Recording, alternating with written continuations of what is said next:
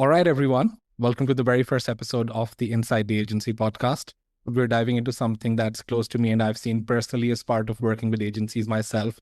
And I can recall dozens of conversations where agency owners are like, I haven't taken leave in forever because if I do, things will just collapse. We're growing, but I don't feel free. I'm swamped and I fail to prioritize my time for what I want to do. Doing the late nights, jumping between client calls and campaign tweaks and showing up, but also silently burning out. You've got clients, more revenue, maybe even a bigger team, but also more Slack messages, more firefighting, and less time to think, which is what we're diving into today with our topic: why so many agency owners stay stuck and how to break out to build freedom. This is for anyone who's still deep in delivery mode, stuck in operations, or just wondering if growth always has to come at the cost of their life. And that's exactly why we're kicking this episode off with the perfect person. Joining me is Chris Rudolph, agency coach and founder at Freedom Agency, someone who spent the last decade helping agency owners scale without burning out. Chris has been featured on some of the biggest platforms like Agora Pulse, Fox, NBC, CBS, and he's helped agency owners finally take Fridays off and trust their teams and get out of their own way. So, Chris, welcome to Inside the Agency. It's great to be here, Sam. For those listening, how about you share a bit about yourself and how closely you've seen what we're covering today and how important it is to you as part of your approach to coaching agencies? Yeah, well, I love working with agency founders. I've been working with agency founders for like basically on a weekly basis for the last decade, and love this community. And I can't think of a better group of people. Like if you were going to be at a conference with anyone, that's who I'd want to be with. People that genuinely care about their clients and the type of marketing that they're putting out for their clients.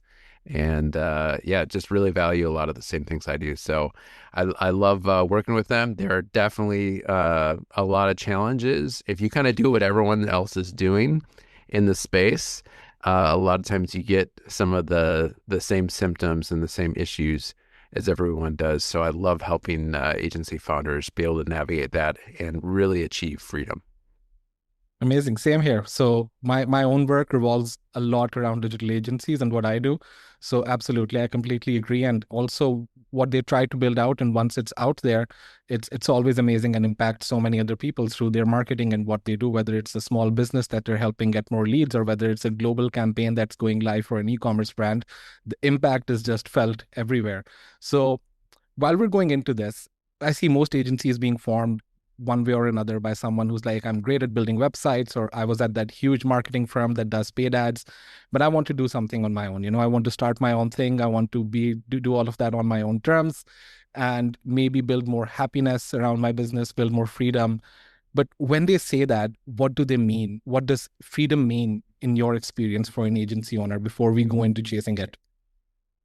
Yeah, I know that word freedom and what they have in mind for freedom can be very different, but a lot of times you can put it into a few buckets. One is financial freedom, the second would be time freedom, or some combination of both. So that's what I really see, and I see them viewing their agency as a vehicle for that. I don't typically see agency founders, when they start and really envision their agency being the Yeah. end all, but as a vehicle that delivers the freedom, whether that's financial, time, or a combination of both. Absolutely. I think those are the big two, but I think there's also, freedom of who I want to work with, the kind of clients I want to work with, which industry I want to create impact in maybe, or where I want to work from. Sometimes, marketing is something that you can kind of do it from anywhere. So maybe that's something also on their mind. But yeah, it ends up being a combination of a few things, and what that means for everyone ends up being different in a lot of ways, but there's a lot of common ground that we can explore here for most listeners. Yeah, for sure. So, why do so many agency owners who started this to do things on their own terms and be more flexible and chase freedom, why do they end up working some of the longest hours known to mankind and end Oh up being stuck? man, I know it's wild, and I want to definitely, that's part of my mission to change that. But everyone has a different story on how they got into things. Until recently, you couldn't really get a degree in these things. So people, Yeah. have come from all different backgrounds, and I love hearing their stories. But there is kind of a common origin story. Either they worked at a big agency or in corporate, Yep. and they're really good at what they do. Maybe it's creating websites or social media or doing ads or SEO, things like that. And what they do is, they have a dream for something more freedom, be able to make a greater impact, and they go off on their own solo. And if they're really good at what they do, they grow. Yeah. So the demands increase, and so they have to start hiring other people to do Yeah. those things. But now they're thrust in a position that not many agency founders I meet are natural CEOs, or they even had the idea that they were going to have to function like a CEO. They were just like they're good at doing their thing. So now they're thrust in a position where they have to lead people, they have to delegate, and do HR and those type of things. Yeah. And when you're doing something that you're not naturally good at or have the skills on, it makes it that much harder. It takes that many more hours and Yeah. taxing. So that kind of continues, and still things grow, and maybe they receive, their reputation grows, and maybe they receive awards, or, they have a lot of like street cred.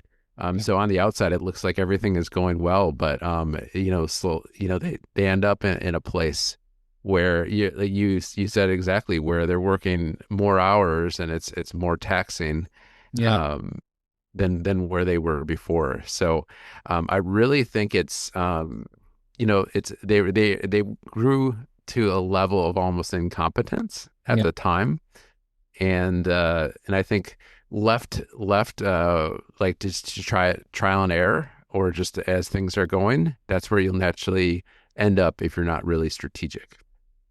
Yeah, absolutely. I think along the way, what they set out to do actually starts, coming into existence, and they have more clients, more projects, more work. They have to start putting on these different hats that, like you've said, they're not used to. They're not used to being an HR specialist. And again, let's not even get into finance and all the other things they have to get into for their agency. And that kind of, I think, it's something they might not have considered initially. But when it hits them, I think that's when they start just get buried under these layers of different things that kind of hinders with the freedom. So I think let's just talk about the problem a little bit more. One thing that I've seen very commonly with agencies is that hustle is still either very much normalized or sometimes even worn like a badge of honor, where the more an agency owner is working, sometimes it's seen as a sign of how successful they are. But let's talk about it. What does that do to you physically, mentally, and how long can you sustain that? Because what happens when people stay in that hustle mode too long?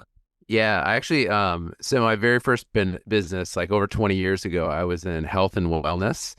So I actually have a lot of insight on the physiology behind it. And a lot of times, if you're really like burning the candle at both ends, pedal to the metal, Yeah. the human body, after, for most people, it takes like 2 to 3 years where you start to see breakdown just physically, when you're on adrenaline all the time. And the thing about that is it's addicting. Like when you're on adrenaline and things are exciting and the pressure's on, it's like kind of like a painkiller, so you don't feel the weight of everything that's going on Yeah. physiologically, and it's addicting. So that's where you see, a lot of times in the startup culture, people that are, it becomes like almost an obsession, but you do start to see breakdown. And it's not till someone, a lot of times hits rock bottom and they're forced to take a break. Yeah. Um, because of something, they get sick or they have injuries or just they're just done. Is when you come off that adrenaline high that you actually start to feel it, and then it's really rough, and even psychologically, like common like depression and things like that. So that's one thing, but yeah, so that's really common physiologically, and it's something, you get affirmed for the work that you're doing. So like if you're hustling all the time and producing great things, you're getting that positive feedback as well. Yeah. But here's where the rubber meets the road, is when if you start a family. That's where a lot of times, Yeah. if you're single and or even if you're married and you have a spouse that maybe has an intense career or is understanding, maybe you can keep that up. But what I've seen, the inflection point is when people start to have kids, you can't continue that kind of pace and not pay the consequences on the relational side. Yep. And that's where a lot of times a lot of people come to me for help, or people that are really proactive come to me for help in that season, because then you have a limited time and you only have so much energy. You have a lot more responsibility.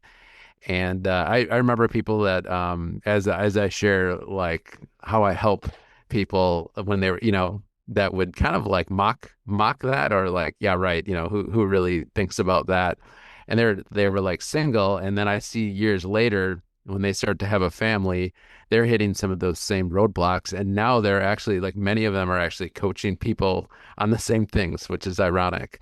Yeah. So a lot of times you don't know what you don't know until you're in that part. Now, that could be starting your own family, or you have parents or relatives that maybe that are ailing or are elderly that you're Yep. taking care of. That could be another stressor or responsibility. So that's really, I think, where people hit the wall when it comes to hustle culture. Yeah. So I think I completely agree because then there's so many things I can link to from here because firstly, mental health itself, it's something I believe in very much so, and it's part of the benefits we offer at our company. Everyone has access to licensed therapists because we believe that's so important. And again, burnout is silent because it's kind of masked by your positive reinforcement for doing a good job or just getting things done. But I also believe early stage businesses, when you've just started out doing what you're doing, you feel like you need to go above and beyond and just give it everything. Everything needs to be done now. Everything needs to be done yesterday because I need to get this thing going because I have so much riding on this that I can't afford for it to not work. But I think initially sometimes that can work. Maybe you're really motivated and driven to get something off the ground. But I also over time understood what working hours mean, what signing off means, and shutting off the laptop and not answering every email right away.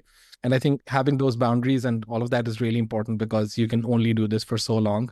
And I myself, the health roadblock you talked about, I went through that myself. And then I realized that, okay, so round the clock, it just can't work. Well, actually, I have something I want to add there. Yeah. So, yeah, so there's a law of diminishing returns. We are human beings, and you see this a lot in economics and Yeah. different things. But like the law of diminishing returns is after, the research says after like 30 really good hours, like productivity starts to decline and some of the negative aspects. Yeah. So like when you start to hit 50, like pain increases. So you're actually not efficient, and sometimes your work isn't as good and your creativity suffers when you go beyond that. So I just want to add that because I think that's a really key piece that we don't think about. Yeah, I think you're better off taking that break at that point because the time you're putting in, it's not resulting in the kind of work you'd want to do. So, yeah, great point there as well. So, I think from here on, we've established the problem. We've understood why we need freedom and why all of this is bad. But let's put this into a practical example. Say I'm an agency owner, I'm doing 25, 30, maybe 40K a month. I'm working 50 or 60-hour weeks right now. A lot of agency owners are actually doing more. They might be seeing that rookie numbers, but yeah, I'm stuck in a loop of acquisition, finding new clients, deliveries, giving them what they've, signed up for, and then management, doing those client calls, keeping them, retaining them. Where do I start if I want to build freedom? What's the first thing I need to do?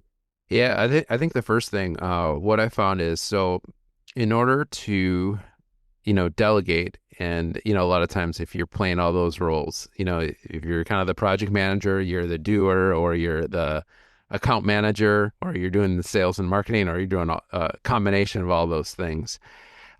Those will require systems, whether you're doing it yourself Yeah. to be effective, or you're hiring someone or having your existing team do it. So building systems and taking actions requires time. So if your plate is already over full, Yeah. you don't have time to really build those out. Or you start building them, and then a emergency comes up, or a fire that you have to put out, and you lose momentum. And what I found is that's very demotivating. Yeah. Like when you see what you want to do, you make a little progress, and then you got to abandon it, and then you don't even remember, like you come back to it and you don't even remember what you're doing. Yeah. So what I like to do is like, how can we free up time personally? And it's kind of like, let's look at self-leadership and self-time management first. So a lot of times we look at the calendar, and the habit that has made the biggest difference for every one of my clients is what I call the daily one thing, where you spend at least the first hour of your workday before you tap into email, Slack messages, text messages, with your team or clients. You work on the one thing that's going to really make the difference and work on your agency first. And that just increases productivity just because when there always will be fires and there's external pressure from clients and team members. But you got to create some space to actually get things done. Yeah. Um, I think that's like the very first step I would say to doing that. You got to have time to be able to build. Yeah. I think when it comes to building systems, creating that doc, creating that workflow, creating that Loom video explaining what you're doing, those are really important. But I feel like sometimes when an agency owner is trying to do that, and there comes that next client fire that needs to be put out, that kind of gets put on the back seat. And I believe that a project that you start or something that you start and leave midway is actually worse than something you never started, because odds are you're never going to go back to that one, but you might still start that other thing that you thought I'm going to do someday. So yeah, I think the systems, and then also having people, that is the first thing you need to start doing. But when it comes to people, there's the other problem agency owners face a lot of times, and that's trust and not being able to delegate. They've been pulling all of these strings so hands-on for so long for every one of their clients. They've built these relationships. They've put all of these things in place where they're now really deep into all of that work, where if anyone else comes in to do it, they'll not be able to delegate that. They might just start micromanaging it. That too, if they did go over that hurdle of hiring someone for that. So, and especially for founders who've been burnt before, where they did hire someone, but that person really dropped the ball on a project, or created some issues where a client exited. I think for them, it's even more difficult to get over that barrier. So let's talk about trust for a second, and how can agency owners become delegators rather than doers themselves? Oh yeah, you hit it. It's like probably the hardest thing. I think it might be the hardest like barrier to overcome when I'm working Yeah. with clients, especially the first hire or the first hire that has like leadership responsibility is a really big one. And I think there's a couple things that come to mind. One is I would say like based on your budget, try to go with and you get overall you get what you pay for, but it doesn't mean just because you pay you're going to get someone. You have to really vet that person well, Yeah. but don't go inexpensive. Go with someone who's like higher level. Yeah. Even and I look at like we do a simple calculation of like how much are you paying yourself per hour. Now sometimes this can be a little shocking if you're in that camp and you're working like 60, 70, 80 hours a week and you're like, boy, this is all I'm paying myself. But take a look at, figure out what you're paying yourself per hour. And if you can find someone, obviously, if you can find someone who's really qualified and skilled that can do that less, let's say you're paying yourself $50 an hour. If you can find someone that can pay you can pay $20 an hour and they can just take it and run with it, you Yeah. have time leverage there. But at the beginning, you might not have a huge budget. I would even go like if you can pay someone equal or a little bit less than you, but you can trust them and they have leadership capabilities and they'll free you up. I would do it. I would make that trade. The second thing I think with hiring is especially for other than roles that are like sales or account management, where like a face-to-face or over Zoom interview they get to demonstrate the skills that are Yeah. important for that and that. But for technical roles like project management or like a technical role like they're setting up ads or building websites or SEO or organic social, a face-to-face interview, you might get to know them and get to know some of their values and their that overall first impression, but you don't actually get to see their skills in place. So I'm really big on giving them it could be a paid first project. Yeah. And I'll do that with like 2 to 3 of your front running candidates and then put them up side by side and see how they respond. and really see how they can demonstrate whether it's a project or other parts of the process, even the application process or the interview process, really being intentional of building that to demonstrate the qualities that you need to see. So you get an idea because there is a risk, but you want to limit your risk. And a lot of times you just want to be very particular on that first hire and don't go, cheap. Yeah, It sounds have a good experience, and then it's going to help you let go, because that's the hardest part, is letting go. yeah, And then when you see what's possible, you'd be like, oh boy, why did I wait to do this so long? And yeah. what's the next role I can hire for next? Absolutely. I think it's a light bulb moment where you're like, wow, I can now do this for so many more people and not burn out while doing it. But some of the other things you also touched on, how much are you paying yourself? I think that's a great question. Even I suggest to agency owners when they're trying to figure out what role should they hire for, because if a lot of their time is being spent on something that can, like you said, be given to someone who'd be happy to do it for less, and you can then focus your time on tasks that are more higher value, that's a great starting point as well, I think, to identify what role should I hire for first. And then assessments that you talked about, I think with my work and agencies and talent and how I support them, I think that's something a lot of agencies are doing right now, but I give them one suggestion to take it even further. I suggest that take one of your client campaigns, get rid of all the confidential information, put all the challenges you're facing on that campaign right now, whether it's a high CPC or whether it's low impressions, whatever you're facing, and give it to them to see how they would approach it. You literally have firsthand information of what they would do on their first day facing that challenge, because now you've given them an actual challenge that your company is facing right now. And this is what they would do once they join. So you have assessment platforms and they're great. And obviously you should be pairing that with interviews. But if you build your own assessments, I think it's a gold mine to now see how would that candidate approach this client in this industry, the one I'm struggling with right now.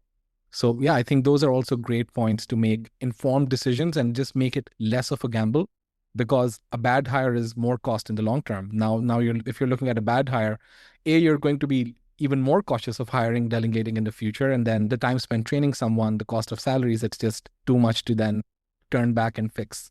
So yeah, completely agree with those points. So we've touched a little bit on systems and hiring. I think maybe we could go back to just systems for a bit more, because I know we went deeper into hiring. When you talk about systems, what do you suggest agency owners mostly to do? How should they go about doing their tasks in a way where if they were to let go of it today, they have enough information to hand over to someone?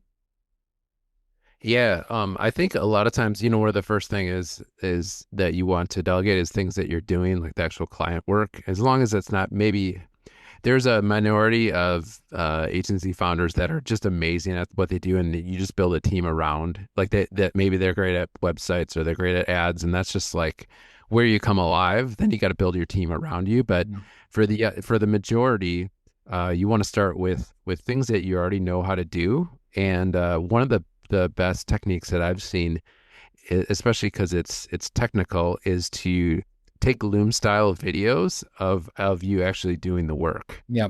Uh, where you're it's not just instead of just doing a written guide or just a video guide, you can do both. And it's great with, the advances in AI and technology is that you can use the transcripts, and a lot of times you can download those into AI engines that will even create the step-by-step instructions. Yeah. But it's really great for kind of creating like a SOP, but also a library of certain things that Yeah. can be searchable. So even you could use something like even Google Drive and just name that video, or if it's a video and a written guide.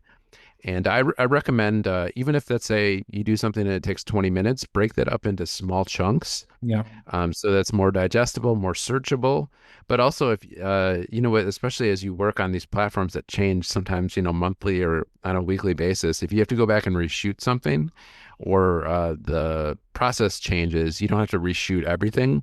You Yeah. might just have to reshoot a solo part. So that's something that while you're working and doing it, you can kind of talk it through and show them So no matter what type of learner they are, whether they like written or they like they're visual or they like are experiential, it's going to hit on a variety of different levels. Yeah. So you can do it one way. You can do it pretty efficiently because you're actually just doing the work, and Yeah. it hits like the learning styles that they have. Absolutely. I think an important takeaway I'd like anyone who's listening to just have from this is that every Loom recording you make of you doing something, you're safeguarding your time, you're investing in your time to not have to jump on a call and explain it to someone else who joins, someone else who gets replaced, or when you scale your team and you add five more of a position, they can all just go back to that same video. When they run into something, you can just be like, here's the link, you can go and figure it out, and if you still have questions, I'm here. So I think that's just, it's a way of investing in your time so that whenever anything that comes up that might then eat up your time in order to have to jump on a call and explain that, you can just send a link. So yeah, I'm a big believer in Loom and use it regularly. So I think that that's a great suggestion as well. So I think one other thing I wanted to touch on is for those who fear disrupting client work, with someone else coming on or with new talent coming on or hiring or replacing someone or replacing themselves from that position to build freedom, how do you suggest they gradually step back from the day to day without dropping the ball? Because you want to balance, you want to keep the client as well, but you also want to buy back your time. So how do you suggest they do that? Oh yeah. So most agency founders that I know hire too late, or like, by the time they're doing it, it's kind of like almost an emergency, or they hit rock Mm. bottom. So it can be so tempting to just throw a hot potato and just or give them the keys, a new hire a keys of here, you take it. Yeah. Just that might feel good initially, just to like your anxiety, but I really recommend it like more of a intentional mentorship type of experience. Like have them watch you do what you're doing. Yeah. Have them shadow calls, or you can record them. Obviously, if you create Loom style videos, they can do that, and then let them do some things behind the scenes and just show that they can be faithful and they're understanding it. And then they can be a little bit more public facing and then bring them in. So let's say like for an account manager, this is one that a lot of times there's a big, it's a big transition. Yeah. So the agency founder wants to be off all client calls because that takes up a lot of time. They hire an account manager, have them come with you to the calls, and maybe they can start out by taking notes or forwarding the action on your task management software. Answer, maybe some emails even within your email Yeah. inbox, and gradually give them more experience and more responsibility. The client gets to know them, and then you can gradually step away. If you have twice a month calls Yeah. with the client, maybe you take one of them as an agency founder, and they come with you, Yeah. and then they take the other one and just gradually kind of wean back. But they have to be faithful along the way and show their proficiency. So Yeah. you want to challenge them, but you want to make sure that they are proven they can do it. And ideally, they are even as good or better than you. You can really train them into that.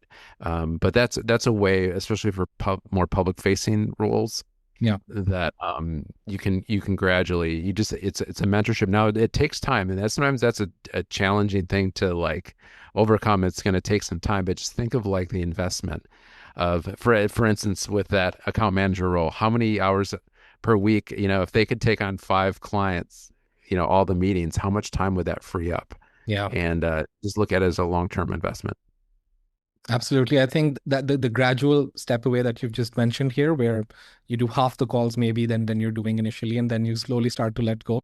That's a great tip. And I think also your mention of AI, with so many of us now using AI note takers, every call that you're doing right now could actually be contributing to training material for whoever joins later. They can go over the transcript, they can see what words you use, what you avoid, how you try to do the small talk, all of that, all the little nuances that you bring to the table. Because I think it comes back to nuances where you'd be like, you did that a little differently from how I am used to doing it.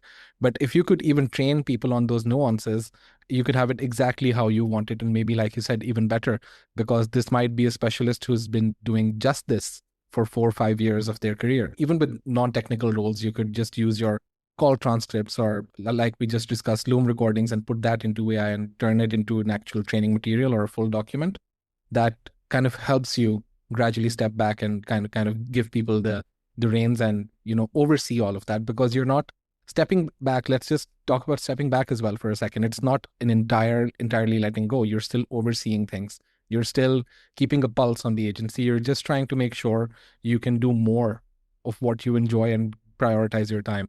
So yeah, I think that's what the goal should be. That stepping back so you can oversee and monitor and still have your input and be heard in all these other areas, but not be stuck. Yeah, that's a good point. I put it this way, like you want to go from manager to director. So you want to build the systems and the people to where you're directing, like it's kind of like you see it in a big corporation. Like the directors, they're not doing the work. They get reported the outcomes. Yeah, And so that's the shift you want to make to like in the director's chair. So absolutely. you're not removed, but you're more focused on the results and troubleshooting the really high level things. Yeah. So being in that director chair and trying to manage things, and we've talked about how important people are to be able to do that. I just want to now go a bit deeper into hiring, and I think this is a subject that's also really close to me, so I can also chime in. What's one role you've seen that instantly unlocks freedom for agency owners? Hmm. I think one is executive assistant, especially when they have a high volume of admin tasks. And sometimes it's not as easily noticeable because it's a little here and a little there, Yeah, but it adds up. That's one thing. And I think also, yeah, I mentioned earlier, like getting out of the doing role. So like if let's say you're in charge of the ads, yeah, how can you have someone who comes in as maybe kind of like your junior? They can do like the repetitive work at first, just yeah, and then you can, as you train them, they can do more of the strategic work.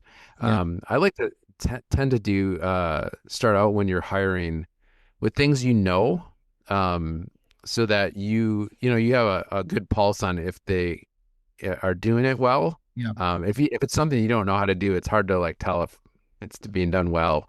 But also then you can easily train them yeah, and give them a system. So that's what I would say, like some of those technical roles, if you do SEO or you do websites or landing pages, like hiring people that are kind of the doing that are doing the client work, can create freedom, and then you can move on to the next levels. yep. I think delivery ends up being the most common answer because that's what takes the most time doing the work for the client. And then secondly, there is management, the account management role we were talking about. I think those are two key roles. So the delivery role would look different for different agencies. For a web agency, it might be their key developer, or for a performance marketing agency, it might be their paid ad specialist. But I think those are roles that allow the agency owner to step back from delivery and also scale. Now they can do it for more people. Now they can have more clients, and the agency owner can stop being the bottleneck, which is the main goal. So my other question about hiring would be, hiring can be cost prohibitive for agency owners, especially when they're around that 10, 20, 30K mark. They're thinking that if I have to hire someone at 50, $60,000 a year, should I do it? Should I not do it? And when I use the word cost prohibitive, what I mean is the answer always comes back to, I'll just keep doing it myself. And that's what prohibits them from actually hiring. But there's so many options today. There's in-house, there's freelance, there's offshore, there's part-time. What would you say to agency owners who are just stuck on one definition of hiring and not getting any help in trying to just chase that definition? Yeah, you make a really good point of like whatever your filter is or what your view is kind of like influence your decisions. So the biggest thing is, yeah, that maybe you're like, okay, you think of like your next hire, well, you want somebody the quality of like a six-figure salary, Yeah, but you're like, there's no way, like we're not anywhere near close to that. So you just keep the role. So I really think yeah, there's some different factors, but I think it really depends on your stage. If you're at like 2 million a year versus, like 500,000, you're in a very different stage and you yeah, need different things. So I actually encourage a lot of times, if you're in a place that's expensive, let's say Australia, New Zealand, US, parts of Canada, where to hire the local talent, you have to really shell out some money. I would look, like offshore, and it's not necessarily you're looking for a $4 an hour virtual assistant, but maybe to find someone who's a quality project manager, that would be at least $50 an hour US. Yeah. To hire someone like that, you could look at someone maybe, especially if you need them in the same time zone, maybe you could look at Latin America, somebody who is at that same level, but maybe is half that cost. Yeah. Now you still got them. So you pay almost like premium for their country or their area, but you get someone who has a lot higher, just they're very competent and they have really high skills.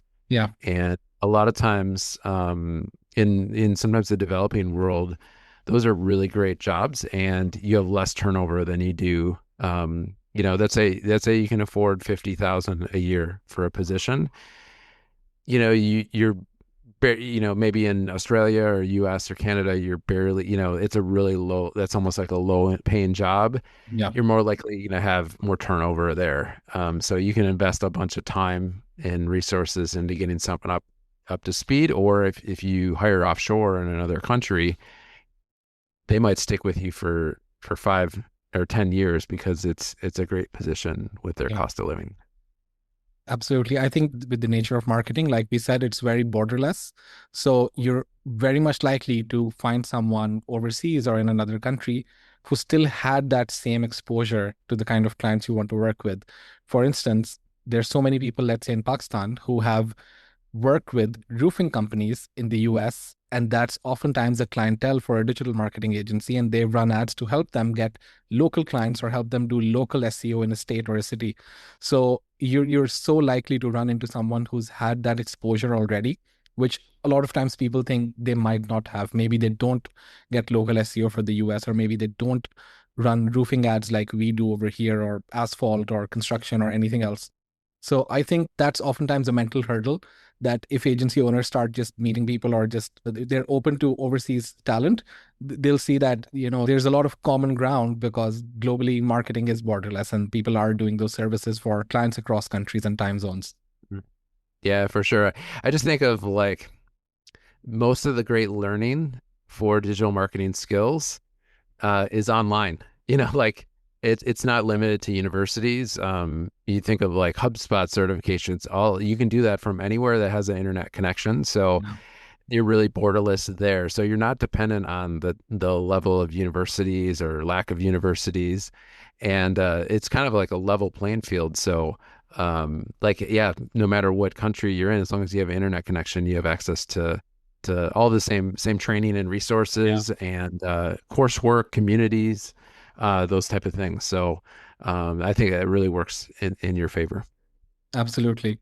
So hiring itself, it can be a time drain when you're trying to look for people, but on top of that, you've hired someone and now you need to do hand holding and now additional feedback calls and check-ins and hurdles are now on your agenda. And the reason you did this was to protect your time and build freedom. And now you're in more work in terms of training someone and giving them feedback and jumping on calls to tell them what could have been done differently.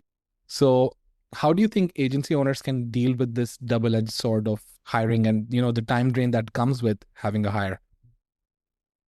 Yeah, I mean, I think you're a specialist, like as an agency founder, you're specialized in something.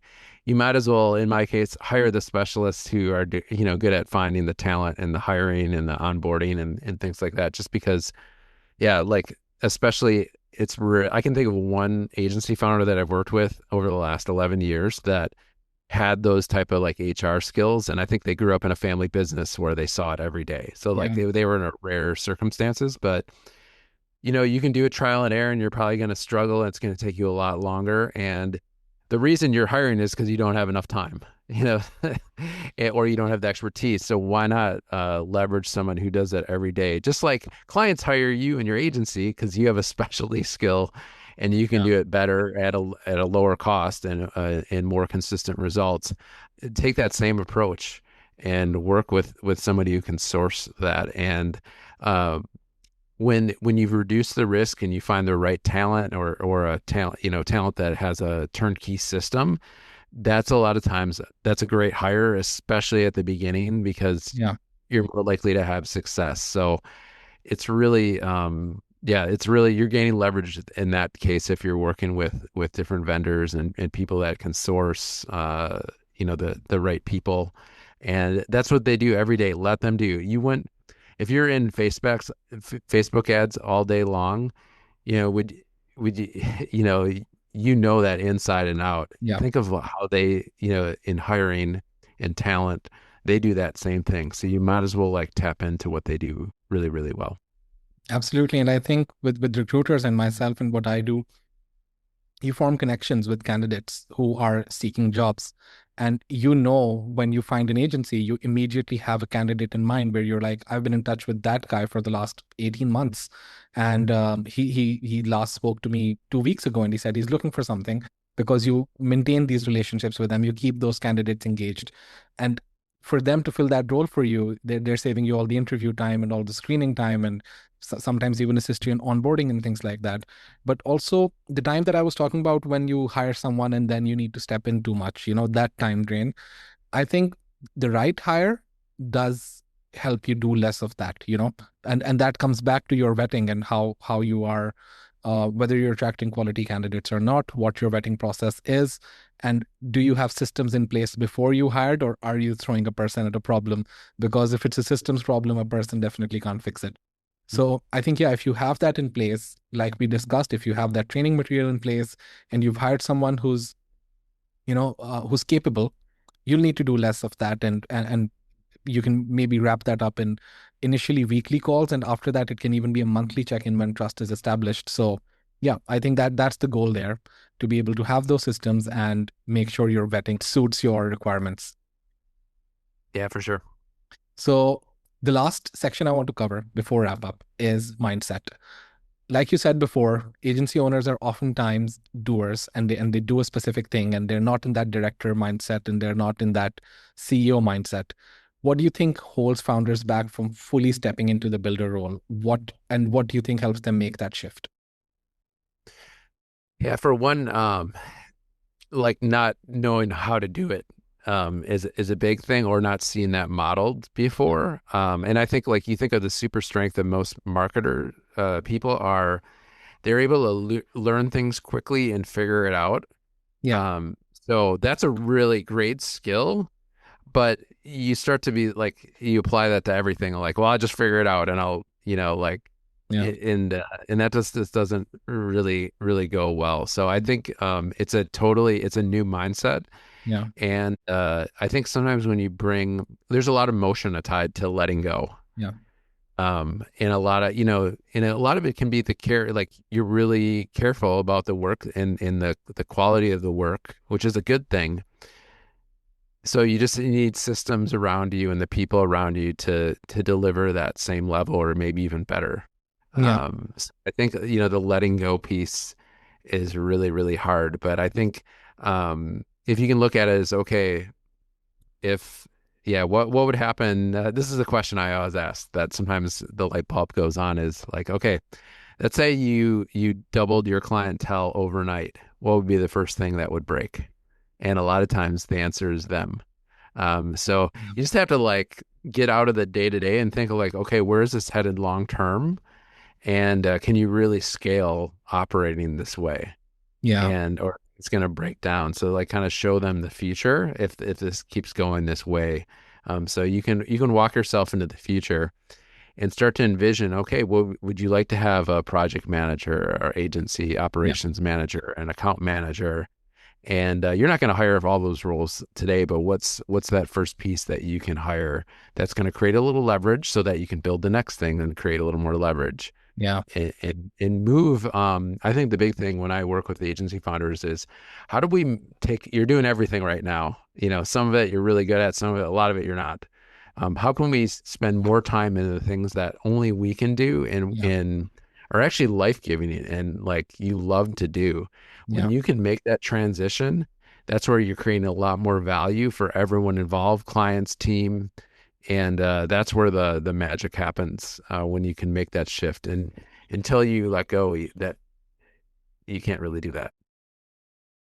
Absolutely. I think that's great stuff that you've touched on in terms of mindset. I think even what you said about agency owners being marketers themselves a lot of times are kind of I'll figure it out people, I'll figure out accounts, how difficult can it be? There's expenses and there's revenue, so I can do it myself. But then every time they try to do that, they're getting very deeper and deeper into work, and they're stepping further away from the freedom goal that they have.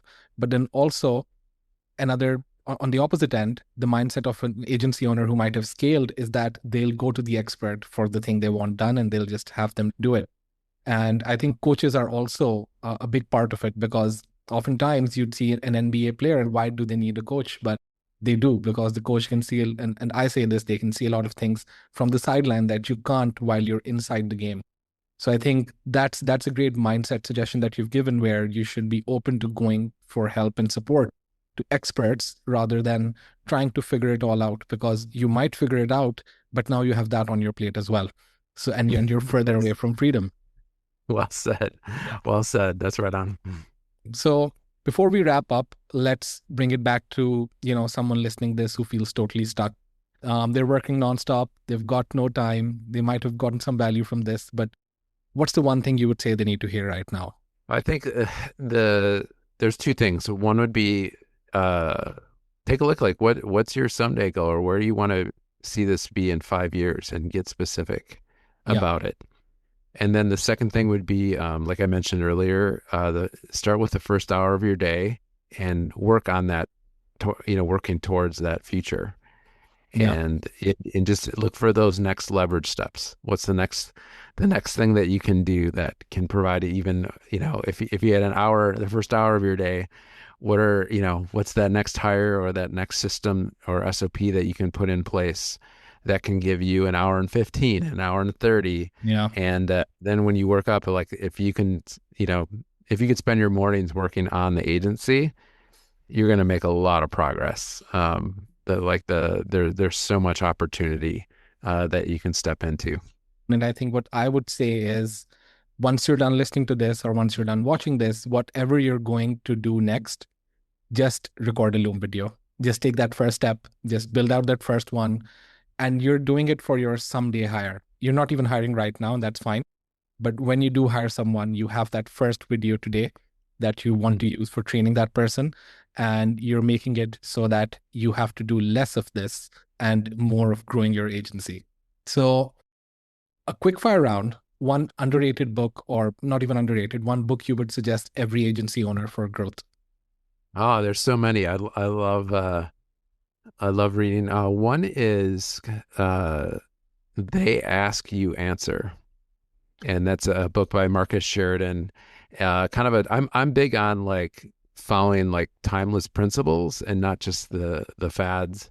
And a lot of times, the techniques that are working right now, like they're not in book form because they're already outdated. But that's one that,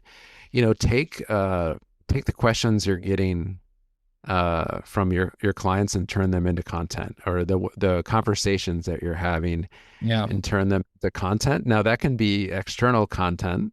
Yeah. So like on the growth side of things, but also internal content. Yeah. So like you were talking about, like with all the AI, like note takers and Yeah. recorders, where you can create internal like FAQ sections, but don't waste a good conversation or an email exchange or a Slack exchange in private. If you can start to use that, it's going to help on the sales and marketing side of things, but also on the internal systems and hiring side of things. Is that's the biggest thing. What's inside your head, like if it stays inside your head, nobody can really implement it or take action on it. But when you can get out of your head, then things can happen. So that kind of, I think, plays in what we've kind of talked about over this time as well. So, but it also helps on the sales and marketing side as well. That's definitely key. And any piece of material or book or reading or podcast that can help them do that, I definitely, other than what we're doing here, I recommend Diary of a CEO. That's another thing that I watch regularly, and it helps them do that. And what you said about content internally and externally, I have a new rule. if I'm on a discovery call and I don't get the sale, I'm definitely getting the content out of it. So even Yes. if that doesn't turn into a client, it's going to turn into 10 pieces of long form, short form content, because we'll be going into the challenges of an actual agency owner and what they're struggling with and how we can help them, even if they choose not to go with us. I at least get a lot of insight to create unique content that only comes from that call. And that's another thing with AI. Everyone's now coming in with ideas, and it's flooding social media. But what's missing is unique insights. So the unique insights that can only come from the call I attended, I need to capitalize on that. I need to make sure I'm Mhm. using that to my advantage. And I think agency owners should do more of that as well, using that for internal trainings, even weekly calls, huddles. Let's just record this. Let's use a note taker and kind of build out training material for anyone else who comes and joins and missed our last 5 sessions because they had never joined the company at that point. They're kind of on that meeting right now if we take these notes. So I think, yeah, that's great advice. One other question I had was one freedom ritual or habit you personally swear by. Yeah, I mean, I think it's like the daily one thing is a huge part of it, and I think also like your morning routine is also that kind of like that's before your first hour of your Yeah. work day, but how you start your day is how you'll end up finishing it, Yeah. and commonly when things are a mess or like you feel like you're a mess, it's because like you're getting text in the middle of the night or the first thing you do upon waking is diving into your phone or your Slack messages from clients. So that's very reactive. So being proactive, like starting that day with your morning routine and then that at least that first hour of the day and build up from there. Those are the core habits that you start with momentum. I know like what is it like the if you want to change the world, like make your bed, there's a reason some simple things like that they really work because you have a sense of accomplishment, you have control over those things. Yeah. Once you get into your day, a lot of times, things will come at you that are out of your control, but control what you can control, be Yeah. consistent with it is what I found that's made the biggest difference for myself and others. Absolutely. That first hour, it sets the tone, right? And I think if it can be more focused work and more of what you enjoy doing, it definitely and grow it over time as you build freedom from some of the things that we've discussed here. And that 1 hour can, like you said, turn into 1 hour 30 or 2 hours. That's the goal. So Mhm. I think with that, we're closing towards the end of our episode here. Chris, thank you so much for being on the call and sharing your insights. This was packed with a lot of valuable information that I know a lot of agency owners are going to walk away with. And this might give them some clarity or nudge them in the right direction in some of the things that help them build that first bit of freedom for them. And if you want to learn more about Chris and what he's doing at Freedom Agency, check out the links in the show notes or connect with him directly on LinkedIn. If you've got follow-up questions or ideas from this conversation, drop them in the comments. And Chris and I both will make sure we answer back or send them over via LinkedIn. We want this podcast to be shaped by real agency experiences. And if this episode hit home, support the platform. And thanks for tuning in to Inside the Agency. See you next time.